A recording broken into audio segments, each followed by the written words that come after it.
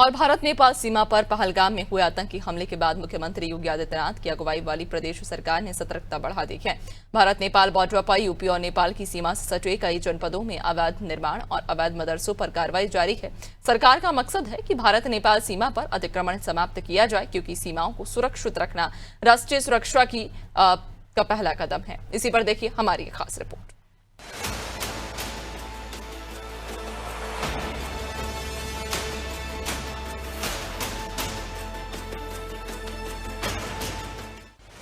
श्रावस्ती, बहराइच, सिद्धार्थनगर, बलरामपुर, महाराजगंज ये उत्तर प्रदेश के वो जनपद हैं जहां सबसे ज्यादा बुलडोजर एक्शन के जरिए अवैध मदरसों और अवैध निर्माण को ध्वस्त किया जा रहा है।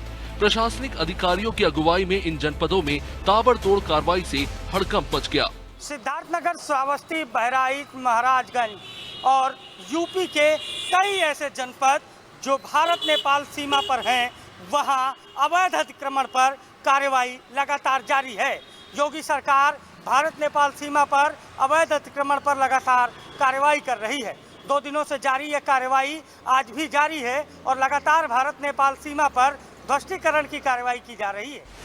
उत्तर प्रदेश की योगी सरकार का बड़ा एक्शन। नेपाल सीमा से सटे जिलों में सरकार की कार्रवाई। अवैध कब्जों पर सैकड़ों अवैध निर्माण बुलडोजर से ढहाए।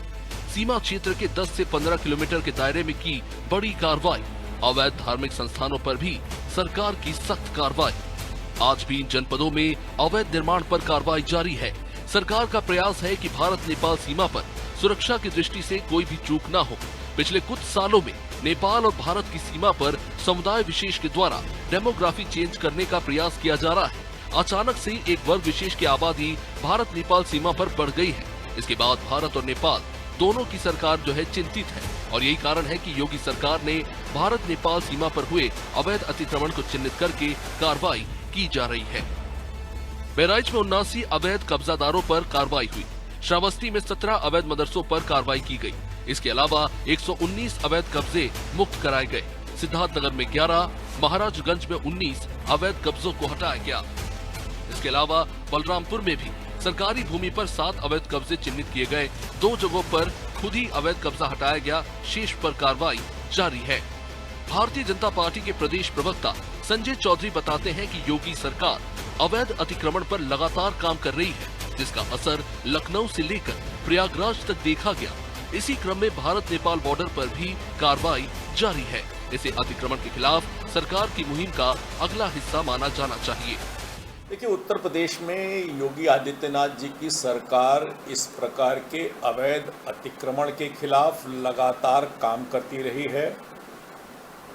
पहले भी इस प्रकार से समय समय पर जहां अतिक्रमण हुआ, सरकारी भूमि पर अवैध निर्माण हुआ, वो लखनऊ से लेकर प्रयागराज तक आप सब लोगों ने देखा होगा।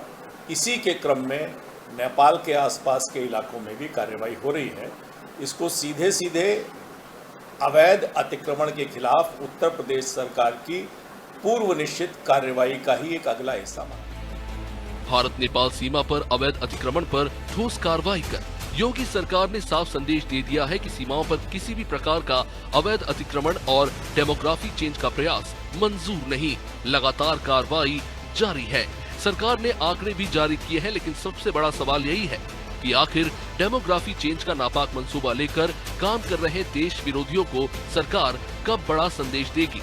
बात अगर भारत नेपाल सीमा की हो या भारत पाकिस्तान सीमा की, किसी भी तरह के अतिक्रमण और डेमोग्राफी चेंज की स्थिति को सरकार बर्दाश्त नहीं करेगी। पिछले कुछ वर्षों में देखा गया है कि भारत नेपाल सीमा पर अवैध अतिक्रमण और अवैध मदरसों का निर्माण करके एक समुदाय विशेष के लोग डेमोग्राफी चेंज का प्रयास कर रहे हैं। यही वजह है कि भारत नेपाल सीमा से सटे जनपदों में अवैध निर्माण और अवैध मदरसों पर योगी सरकार का बुलडोजर गरज रहा है। दरअसल पहलगाम में हुई आतंकी घटना के बाद भारत सरकार पूरी तरीके से सीमा सुरक्षा को लेकर अलर्ट मोड पर है।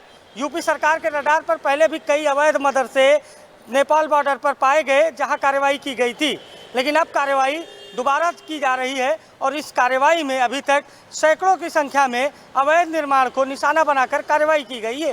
ध्वस्तीकरण की कार्रवाई जारी है और भारत नेपाल बॉर्डर पर डेमोग्राफी चेंज के प्रयास को यानी खतरनाक मंसूबे को योगी सरकार ध्वस्त कर रही है। सहयोगी शिवांशु के साथ अभिषेक शर्मा, अनादि टीवी, लखनऊ।